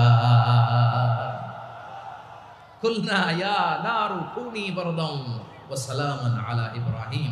বান্দা যখন মুখ দিয়ে বলে হাসবুনাল্লাহ, আমার আল্লাহ আমার জন্য যথেষ্ট, এই বলে যখন নিজেকে সঁপে দেয়, তার কি লাগবে ওই দায়িত্ব স্বয়ং নিয়ে নেয় কে? সবাই বলেন, স্বয়ং নিয়ে নেয় কে? তাহলে আমার প্রিয় ভাইরা, বিপদের শুরুতেই আমরা বলবো ইন্না লিল্লাহ। শুরুতে কি বলবো? এরপরে যেই বাক্যটা পড়ে নিজের পরিস্থিতিকে আল্লাহর দরবারে সঁপে দিব, সেটা হচ্ছে হাসবুনাল্লাহ। সেটা কি? বিষ্ণু বলেন, লা ইয়াজালু লিসানুকা রাতাবান মিন যিকরিল্লাহ, সব সময় আল্লাহর স্মরণ দিয়ে, জিকির দিয়ে জিহ্বাটারে সিক্ত রাখো। আর শয়তানু জাসিমুন আলা কলবি ইবনে আদম, শয়তান বনি আদমের কলবে খামচি মেরে বসে থাকে। ফাইদা যাকারাল্লাহ খানাসা, মানুষ যখন আল্লাহর স্মরণ করে জিকির করে, শয়তান দৌড়ে পালায়। ওয়া ইদা গাফালা ওয়াসওয়াসা, যখনই বনি আদম গাফেল হয়, তখনই শয়তান তার হৃদয়ে ওয়াসওয়াসা দেয়। এজন্য বিপদে পড়লে ইন্না লিল্লাহ, নিজের সব টুকুন করার পরে, নিজের রোল প্লে করার পরে নিজেকে আমরা কি বলে সঁপে দিব? সবাই বলেন, সবাই বলতে হবে, আরো জোরে বলে, মনে থাকবে? বিপদে পড়লে প্রথমে ইন্না লিল্লাহ, এরপরে নিজেকে যখন সঁপে দিব তখন হাসবুনাল্লাহ। এরপরে কঠিন বিপদ যদি যখন বিশ্বনবী পড়তেন তখন কি করতেন? এমন বিপদ মাঝে মাঝে হয় না, দেয়ালে পিঠ থেকে যায়, চোখে মুখে অন্ধকার, কি করব দিশা খুঁজে পাই না, এরকম হয় কখনো? হ্যাঁ, আপনাদের হয়? হয় না? তো জান্নাতে আছেন আপনারা। হয় হয় এরকম হয়েছে না যে দেয়ালে পিঠ থেকে গেছে, চোখে মুখে অন্ধকার, কই যাব, কি করব, বাঁচানোর কেউ না, এরকম হয়েছে কখনো আপনাদের? যদি হয় তাইলে এটার সলিউশন বলবো, না হইলে তো এগুলো বলে লাভ নাই। হয় হয় হয় বিশ্বনবী এরকম কঠিন বিপদে পড়েছেন জীবনের কিছু কিছু মুহূর্তে। ওই মুহূর্তে বিশ্বনবী স্পেশাল দুইটা দোয়া পড়তেন, এই দোয়াগুলো আপনাদেরকে জানিয়ে দেয়। বিশ্বনবী বলেন, কঠিনতম বিপদে যখন পড়বা, দেয়ালে পিঠ থেকে যায়, চোখে মুখে অন্ধকার, বাঁচার কোনো উপায় নাই, তখন পড়বা লা ইলাহা ইল্লা আনতা সুবহানাকা ইন্নী কুনতু মিনাজ জালিমিন। আল্লাহ, তুমি ছাড়া কোনো ইলাহ নাই, তুমি পবিত্র, নিশ্চয় আমি জালিমদের অন্তর্ভুক্ত। সুবহানাল্লাহ বলেন। এই দোয়া সাইয়েদনা ইউনূস আলাইহিস সালাম পড়েছিলেন যখন মাছের পেটে ছিলেন। কিসের পেটে? এবং অনেক মুফাসসিরিন একরাম বলেছেন, অনেক আহলুল ইলমরা বলেছেন, এটা হচ্ছে ইসমে আজম। ইসমে আজম এমন দোয়া যেটা দিয়ে দোয়া করলে আল্লাহ দোয়া কবুল করে। কিন্তু এটা কোনটা, এটা নিয়ে ইখতিলাফ আছে। কোন আহলুল ইলম বলেন এই লা ইলাহা ইল্লা আনতা সুবহানাকা ইন্নী কুনতু মিনাজ জালিমিন এটা হচ্ছে ইসমে আযম। সাইয়েদনা ইউনূস আলাইহিস সালাম পড়েছেন, আপনারা পড়েননি? তুফান হইলে পড়েন না? আমাদের এলাকায় তো এটা খুব, এটার উপর ব্যাপক আমল আছে। পটুয়াখালীতে কি অবস্থা বলেন? পড়েন পড়েন পড়েন পড়েন। একটা গল্প শুনেছিলাম, পাক হানাদার বাহিনী যখন বাংলাদেশে অ্যাটাক করত, ৭১ সালের ঘটনা বলতেছে, আমরা তো দেখি নাই, শুনছি আর কি। ৭১ যদি দেখতাম এতদিনে রাজাকার হয়ে যেতাম। আল্লাহ আমাদেরকে বাঁচাই দিছে, আল্লাহর মেহেরবানি, ঠিক কিনা বলেন? মন মতো হইলে মুক্তিযোদ্ধা, মন মতো না হইলে রাজাকার। কত কিছু দেখলাম এই শাহবাগের বুকে। আল্লাহ, ৭১ সালে দেখি নাই, আমরা শুনেছি পাক হানাদার বাহিনী জিজ্ঞেস করত মুসলিম না অমুসলিম চেক করার জন্য, বলতো কালেমা বল, কালেমা বাতাও।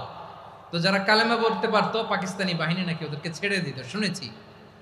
তো একজনকে, এক বাঙালিরে পেয়ে তার মাথার মধ্যে বন্দুকর নল ধরে বলতেছে কালেমা বল সালে, কালেমা বাতা, কালেমা বল। তো ভয়ের চোটে এই দোয়া পড়া শুরু করছে। ও পড়তেছে লা ইলাহা ইল্লা আনতা সুবহানাকা ইন্নী কুনতু মিনাজ জালিমিন। পাকিস্তানি বলে সালে ইয়ে তো মুসিবত কা কালেমা है। বাঙালি কয় হাম তো ভি মুসিবত মে হ্যায়। পাকিস্তানি বলে বেটা কোন দোয়া বললি, এটা তো মুসিবতের কালেমা। কয় আমিও তো মুসিবতে আছি, আমার মাথার মধ্যে বন্দুক ধরে তুমি আমারে কালেমা জিজ্ঞেস করো, এখন কোনটা কালিমা আর কোনটা কি দোয়া, আমার হুশ আছে নাকি? প্রিয় ভাইরা, আসলে এটা দুআউল মুসিবা, বিপদে পড়লে এ দোয়া পড়তে হয়। লা ইলাহা ইল্লা আনতা সুবহানাকা ইন্নী কুনতু মিনাজ জালিমিন, এটা পড়বেন আপনারা। এই দোয়া পড়ে সাইয়েদনা ইউনূস আলাইহিস সালাম মাছের পেট থেকে রক্ষা পেয়েছিলেন। রক্ষা করেছিল কে? তুমি ইউনূস নবীরে যখন খাইলো মাছেতে গিলিয়া, ফেরেশতা পাঠাইয়া দিলে ইসমে আযম দিয়া। প্রাণে ছিল যাহার ভয় সেথা পাইল আশ্রয়, প্রাণে ছিল যাহার ভয় সেথা পাইল আশ্রয়।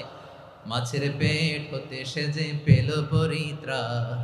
আল্লাহু আল্লাহু তুমি জাল্লে জালালুহু, শেষ করা তো যায় না গে তোমার গুণগান। আল্লাহু আল্লাহু, সুবহানাল্লাহ পড়েন। লা ইলাহা ইল্লা আনতা সুবহানাকা ইন্নী কুনতু মিনাজ জালিমিন। বিশ্বনবী বললেন, দেয়ালে পিঠ থেকে গেলে, চোখে মুখে অন্ধকার, বাঁচার কোনো উপায় নাই, তখন এই দোয়াটা পড়তে হবে। এই দোয়া পড়ে আল্লাহর কাছে ফরিয়াদ করলে বিপদ মুক্ত করবেন কে? কেন এই দোয়াটা আল্লাহর কাছে বড্ড প্রিয় জানেন আমার ভাইয়েরা? কারণ এই দোয়ার মধ্যে 3টা জিনিস আছে। আমি যেরকম আঙ্গুল উঁচু করেছি এরকম করেন তো। 3টা, কয়টা? 3টা। 1 নম্বরে হচ্ছে তাওহীদ, 2 নম্বরে তাসবিহ, 3 নম্বরে তাকরীর। আই রিপিট, আবারও বলছি, 1 নম্বরে তাওহীদ, 2 নম্বরে তাসবিহ, 3 নম্বরে তাকরীর।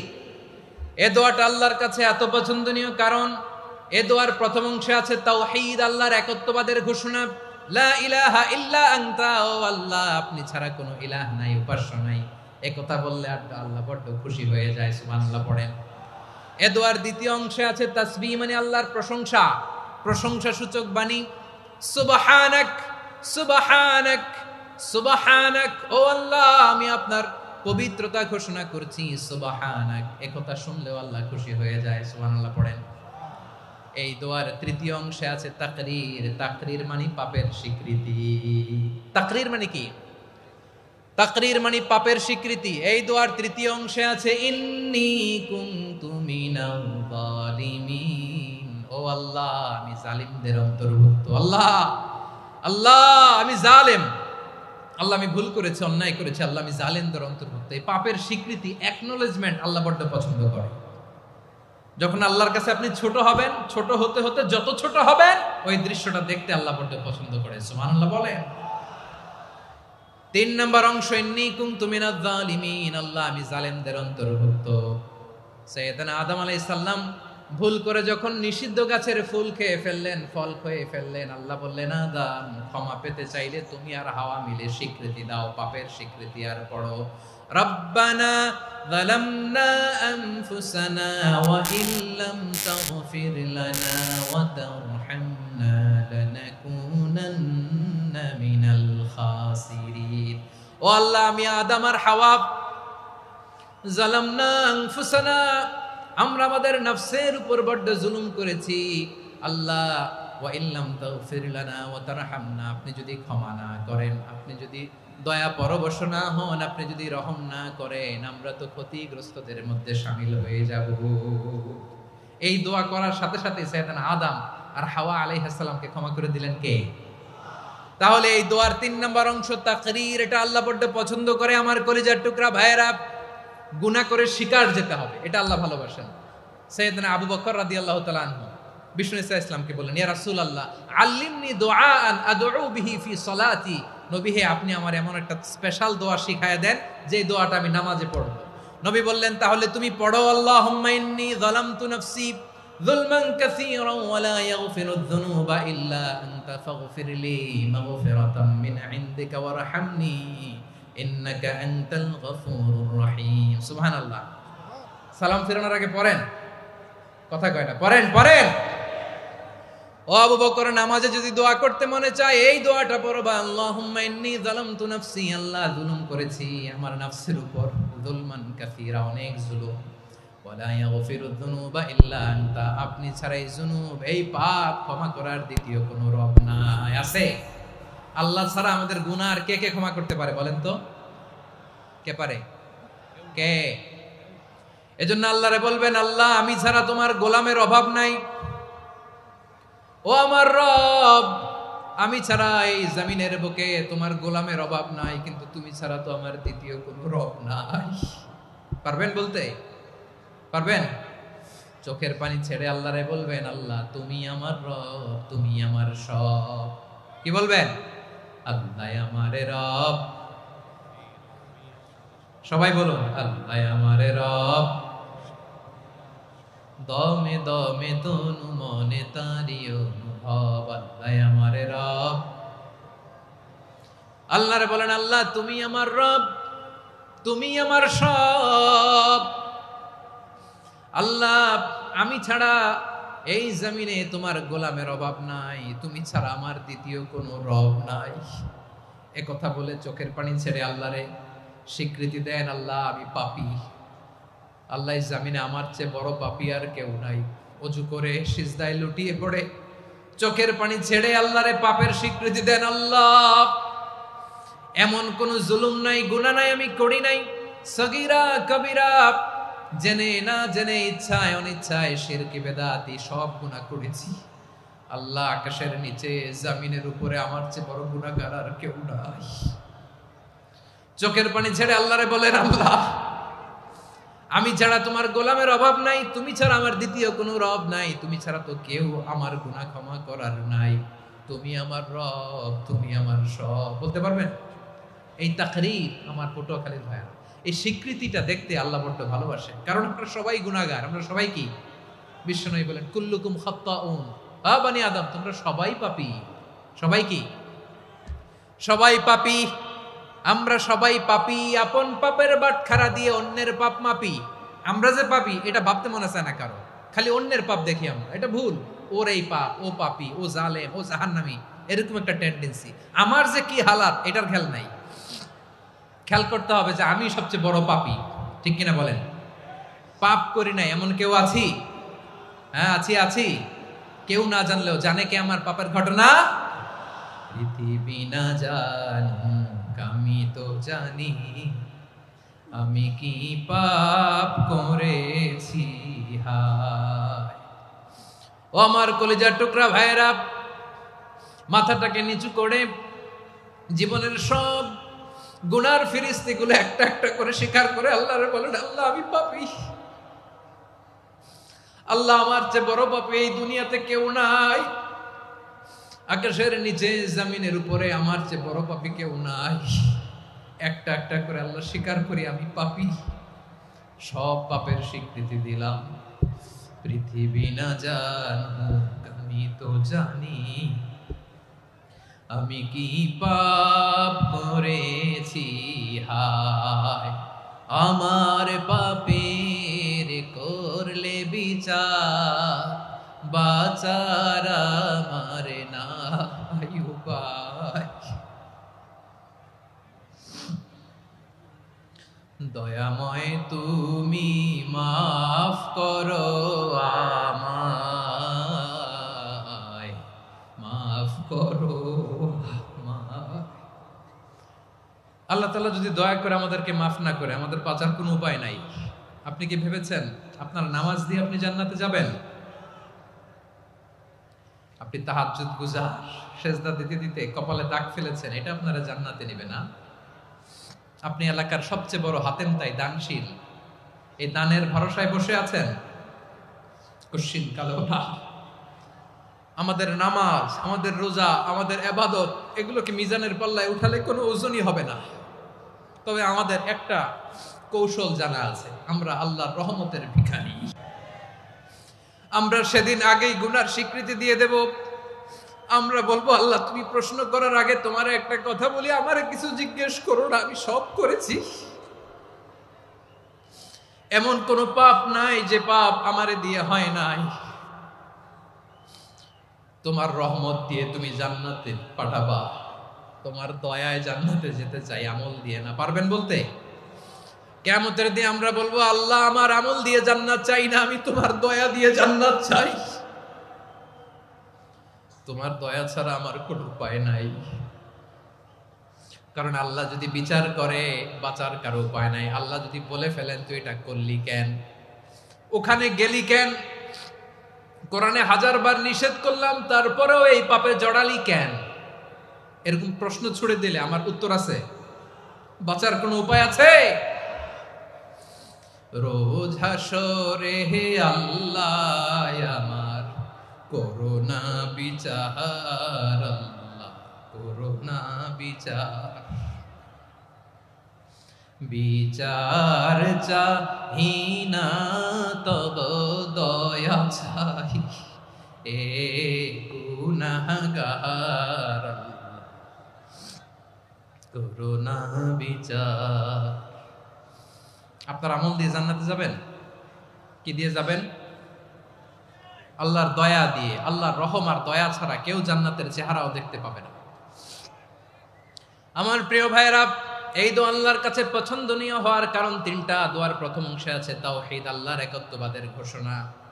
এই দোয়ার দ্বিতীয় অংশ আছে তাসবিহ, আল্লাহর প্রশংসা সূচক বাণী। এই দোয়ার 3 নাম্বার অংশ পাপের স্বীকৃতি।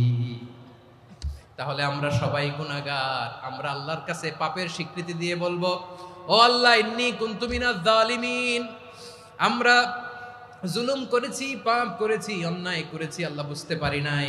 শয়তানের ওয়াসওয়াসায় পড়ে, বন্ধুর পাল্লায় পড়ে, নফসের খায়েশ মিটাতে যে আল্লাহ করে ফেলেছি। তুমি গুনাহ না মাফ না করলে আমাদের গুনাহ মাফ করার দ্বিতীয় কেউ নাই। ঠিক কিনা বলেন? এভাবে অনুতপ্ত হয়ে যদি আল্লাহর কাছে দোয়া করেন, দেয়ালে পিঠ থেকে গেছে, কোনো রাস্তা নাই বের হওয়ার, ওই মুহূর্তেও আপনাকে বিপদ থেকে উদ্ধার করবে কে?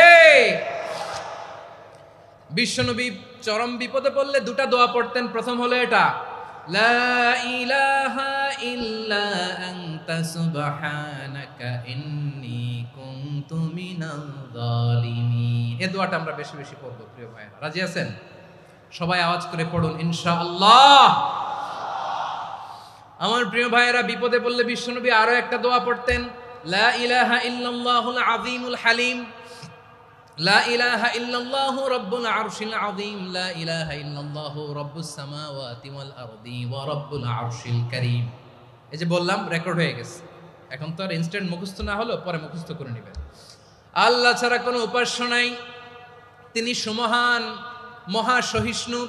আল্লাহ ছাড়া কোনো উপাস্য নাই, তিনি সুমহান, আরশের অধিপতি।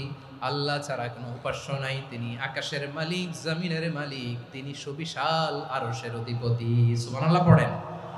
এই দোয়াটা কেউ যদি পড়ে যদি এর ওসিলা করে দোয়া করে, তাকে বিপদ থেকে মুক্তি দেয় কে? মনে থাকবে আপনাদের? তাহলে বিপদের প্রথম ধাক্কায় কি যেন পড়তে হয়? ইন্না লিল্লাহ।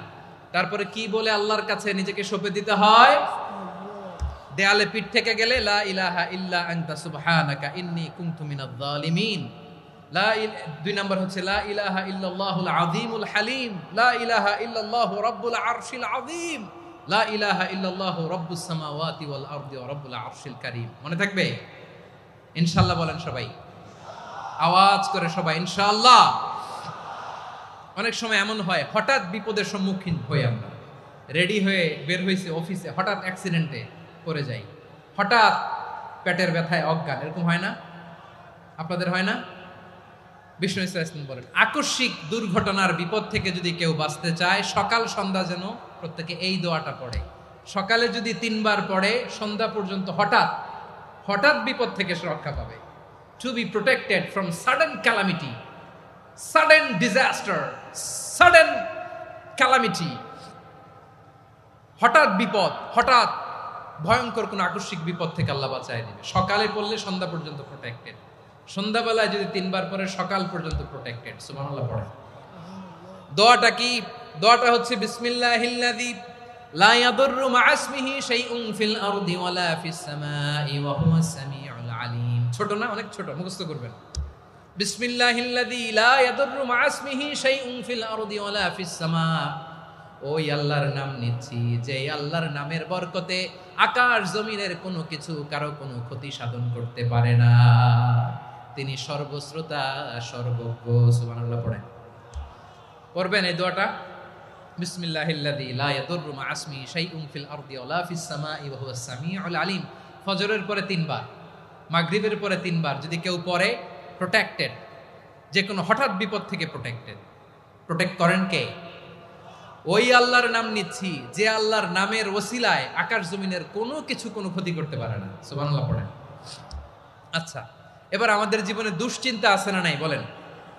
Tension, hyper tension, anxiety, depression, চিন্তা, টেনশন নাই এরকম কে কে আছে দেখি? হাত তোলেন। ওই যে হাত তুলছে এক আল্লাহর ওলি, ওই যে। টেনশন নাই তোমার? মাশাআল্লাহ। ও না বুঝে তুলছে, জোকের চোটে, জোশের ঠেলায় ধাক্কায় তুলে ফেলছে। সবার জীবনে টেনশন আছে না নাই? এই দুশ্চিন্তা, পেরেশানি, মারাত্মক পেরেশানি থেকে মুক্তি পাওয়ার জন্য বিষ্ণু ইসলাম 2টো দোয়া পড়তেন। কয়টা? অনেকগুলো পড়তেন। স্পেশাল 2টো দোয়া আজকে আপনাদের শিখায়া যাব, শুনবেন না? কষ্ট হচ্ছে? সংক্ষিপ্ত মুনাজাত দিয়ে দেই। ওরে আল্লাহ, আমি তো 9:30 ক্রস করে ফেলছি মাসুদ ভাই, খেয়াল করে নেই। আরো কয়েক মিনিট? ঠিক আছে, ঠিক আছে। পেরেশানিতে পড়লে, টেনশনে পড়লে এই দোয়াটা, প্রিয় ভাইরা, বিষ্ণু ইসলাম যখন খুব বিপদে পড়তেন, দুশ্চিন্তা ওনাকে ঘিরে ধরতো, উনি পড়তেন ইয়া হাইয়ু ইয়া কাইয়ুম বিরহমাতিকা আস্তাগীথ, ইয়া হাইয়ু ইয়া কাইয়ুম বিরহমাতিকা আস্তাগীথ, ইয়া হাইয়ু ইয়া কাইয়ুম, হে শাশ্বত অবিনশ্বর, হে চিরঞ্জীব, বিরহমাতিকা আস্তাগীথ, তোমার রহমতের উসিলায় তোমার কাছে ফরিয়াদ করি। এটা পড়তেন। আবার আরেক বর্ণনায় এসেছে ইয়া হাইয়ু ইয়া কাইয়ুম বিরহমাতিকা আস্তাগীথ আসলিহ লি শা'নি কুল্লাহু ওয়ালা তাকিলনি ইলা নাফসি তারফাতা আইন। আসলিহ লি শা'নি কুল্লাহ, আল্লাহ আমার সবকিছু আপনি সেটেল করে দেন। আমাদের সব ঝামেলা সেটেল করে দিতে পারে কে? আমরা তো সেটেলমেন্টের জন্য এসপি সাহেবের কাছে যাই, ডিসি সাহেবের কাছে যাই, অমুক ভাইয়ের কাছে যাই, তমুক ভাইয়ের কাছে যাই। এই দোয়া পড়লে আরশের উপর থেকে আপনার ম্যাটার সেটেল করে দিবে কে? তাহলে পড়বেন ইয়া হাইয়ু, এ চিরঞ্জীব। হাইয়ু মানে চিরঞ্জীব, যিনি চিরকাল বেঁচে থাকবেন, মরবেন না। আল্লাহ মরবেন? তার কোনো লয় আছে? ক্ষয় আছে? সূরা রহমানে আল্লাহ বললেন কুল্লু মান আলাইহা ফানি ওয়া ইয়াবকা ওয়াজহু রাব্বিকা যুল জালালি ওয়াল ইকরাম ফাবিআইয়ি আলাই রাব্বিকুমা তুকাযিবান। জমিনে যা আছে সব ফান, ভ্যানিশ হয়ে যাবে, নিশ্চিহ্ন হয়ে যাবে, শেষ হয়ে যাবে, সব বিলুপ্ত হয়ে যাবে, একজন ছাড়া। জোরে বলেন তিনি কে? ইয়া হাইয়ু। আমার সাথে আওয়াজ করে পড়েন ইয়া হাইয়ু ইয়া কাইয়ুম ইয়া হাইয়ু ইয়া কাইয়ুম বিরহমাতিকা আস্তাগীথ আসলিহ লি শা'নি কুল্লা ওয়ালা তাকিলনি ইলা নাফসি তরফাতা আইন। এভাবে দোয়া করলে আপনাকে বিপদ মুক্ত করবে কে? এই দোয়াটা কেন পছন্দ আল্লাহর কাছে?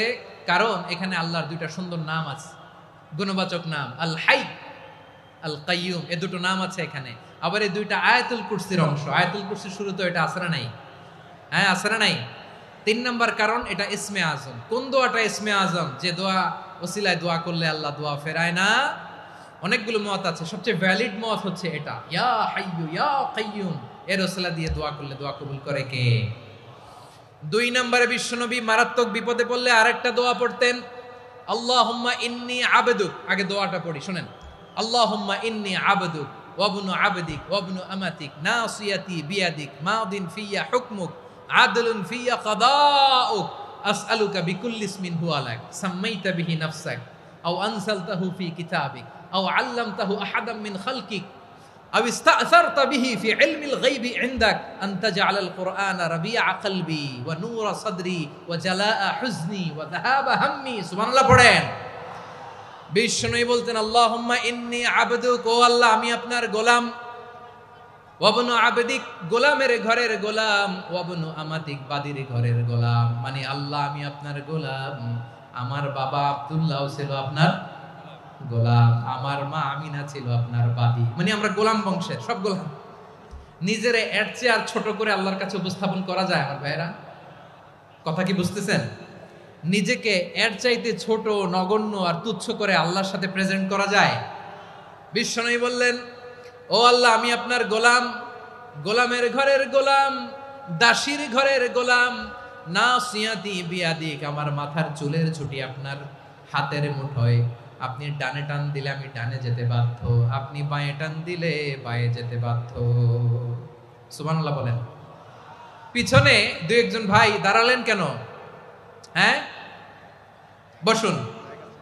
জায়গা চেঞ্জ করতেছে, সেই দুপুর থেকে বসে আছে, আমি জানি। মাশাআল্লাহ, কেউ 2-1 বেরিয়েছে, গ্যাপ পূরণ করতেছে। মাশাআল্লাহ।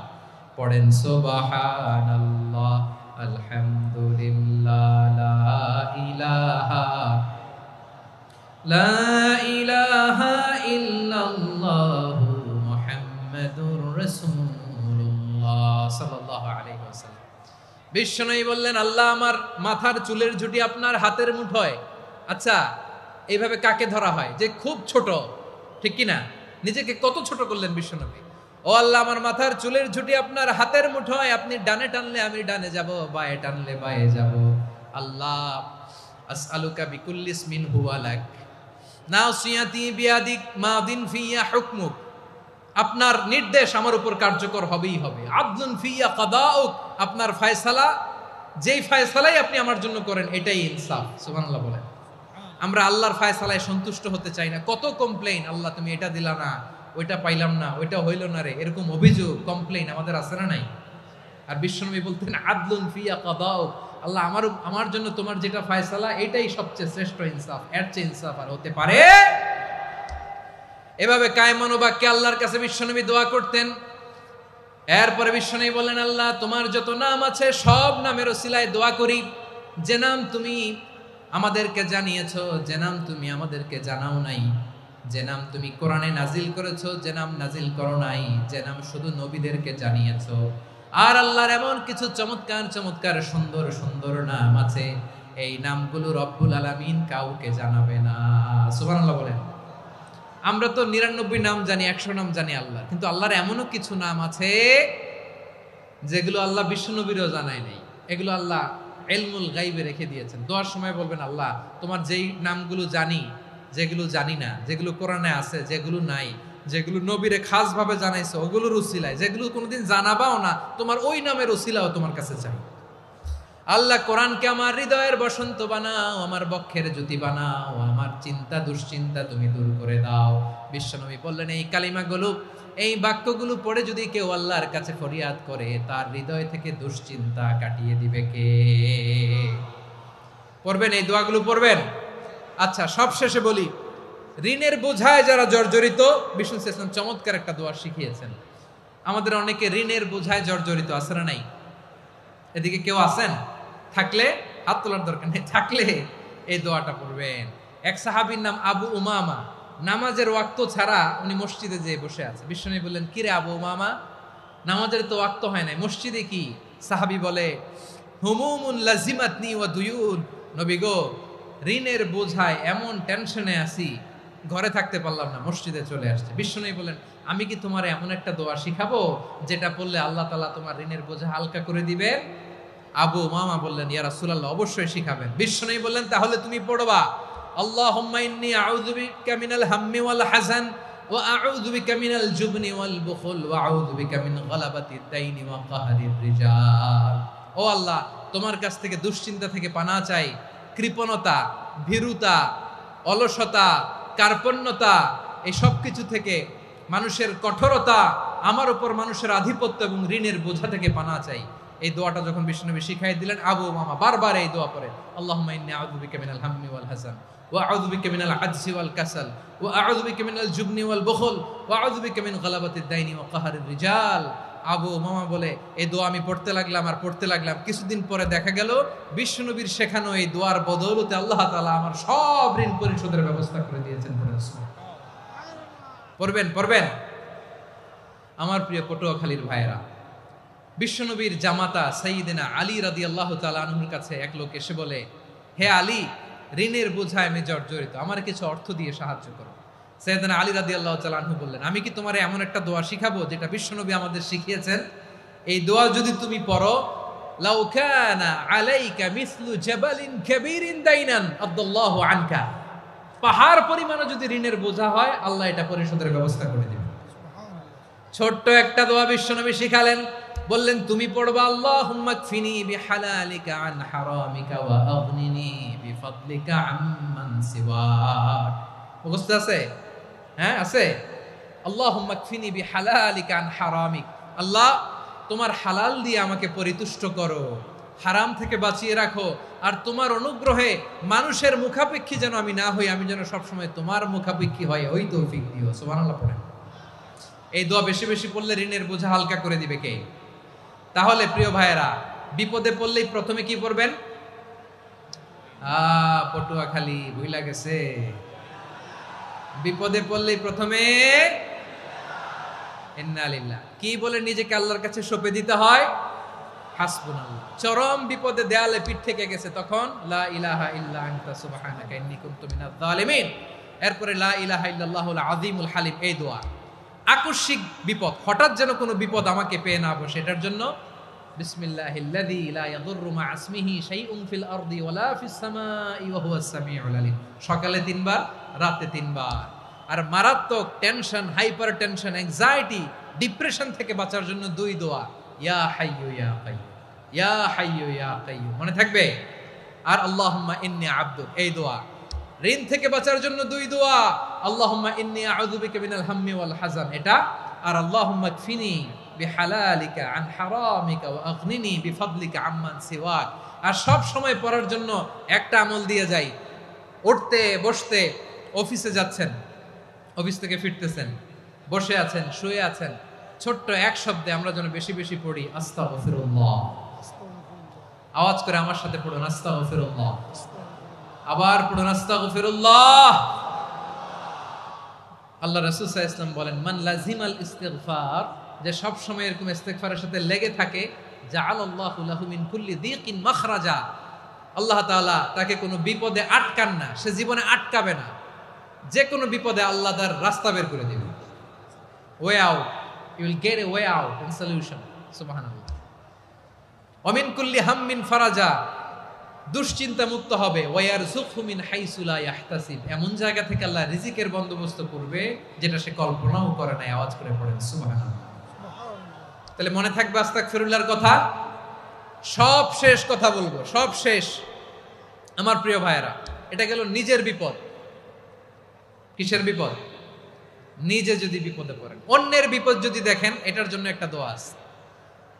অনেক সময় আমরা দেখি হাসপাতালে ক্যান্সারের 3rd স্টেজে চলে গেছে, লোকটা হ্যাংলা হয়ে, চিকন হয়ে, হায়রে কি কষ্ট পায়, দেখি না? বিষ্ণু বলে একটা দোয়া যদি কেউ অন্যের কোনো বিপদ দেখে পড়ে, ওই বিপদ তার জীবনে কখনো আসবে না। শুনবেন? শোনার আগ্রহ আছে? অনেক সময় হয় যে আমরা মহাসড়ক দিয়ে যখন চড়ি, দুর্ঘটনায়, আইরে আল্লাহ, দুর্ঘটনায় মানুষের মাথা একদিকে, দেহ আরেকদিকে, ব্লিডিং, এরকম হয় না? আল্লাহ তুমি হেফাজত করো। বিশ্বনবী বলেন এই দুর্ঘটনা দেখে কেউ যদি এই দোয়াটা পড়ে, তার জীবনে সে কোনোদিন এরকম অ্যাক্সিডেন্টের সম্মুখীন হবে না। শুনবেন? বিশ্বনবী বলেন অন্যের বিপদ দেখে কেউ যদি পড়ে, আলহামদুলিল্লাহিল্লাযী আফানি মিম্মা বতালাকা বিহি ওয়া ফাদ্দালানি আলা কাসীরিম মিম্মান খালাকা তাফদীলা, মানে প্রশংসা সে আল্লাহর, যে আল্লাহ তাআলা তোমাকে যেই জিনিস দিয়ে পরীক্ষা করেছে আমাকে ওইটা থেকে বাঁচিয়ে দিয়েছে। তোমাকে আল্লাহ যেই বিপদে ফেলেছে আমাকে ওই বিপদ থেকে তিনি মুক্ত রেখেছে, আর তার অনেক সৃষ্টির উপর আমাকে তিনি প্রাধান্য দিয়েছে। সুবহানাল্লাহ পড়েন। যে কোনো বিপদ, কারো ক্যান্সার দেখে যদি এই দোয়াটা আপনি বিশ্বাসের সাথে পড়েন, জীবনে কোনোদিন ক্যান্সার রোগে আক্রান্ত হবেন না। দুর্ঘটনা দেখে যদি পড়েন, ওই দুর্ঘটনা আপনাকে স্পর্শ করবে না। যে কোনো কারো বিপদ দেখে যদি কোনো বিশ্বাসী বান্দা এই দোয়া পড়ে, বিশ্বনবী বলেন লাম ইউসিবহু যালিকাল বালা, ওই বিপদ তাকে আর ধরবে না। উফিয়া মিনহু মিন যালিকাল বালা কাইনাম মা কান, সে যতদিন হায়াত পাবে কোনোদিন ওই বিপদ তাকে স্পর্শ করবে না। এই দোয়াটা পড়তে রাজি আছেন আমার প্রিয় ভাইরা? তাহলে পুরো আলোচনার সেন্ট্রাল থিম হচ্ছে আমাদের জীবনে বিপদ আসবে, কষ্ট আসবে, দুঃখ আসবে, কিন্তু বিপদে আপদে আমরা হাল ছেড়ে দিব না, হতাশ হব না। মুমিন হতাশ হয় না, নিরাশ হয় না, হাল ছেড়ে দেয় না। মুমিন ভরসা রাখে একজনের উপর। আওয়াজ করে বলুন যিনি কে? বিপদে পড়লে আমাদেরকে উদ্ধার করে কে? আবার আমাদেরকে যদি কোনো নেয়ামত আল্লাহ দিতে চান, ওইটা কেড়ে নেওয়ার ক্ষমতা কারো আছে? তাহলে আমরা কানেক্টিভিটি বাড়াবো কার সাথে? আমাদের প্রার্থনার ফরিয়াদের হাত তুলবো কার কাছে? রাজি আছেন পটুয়াখালীর ভাইয়েরা? মনে থাকবে কথাগুলো? আল্লাহ তাআলা আমাদের সবাইকে কথাগুলো বোঝার ও আমল করার তৌফিক দান করুন।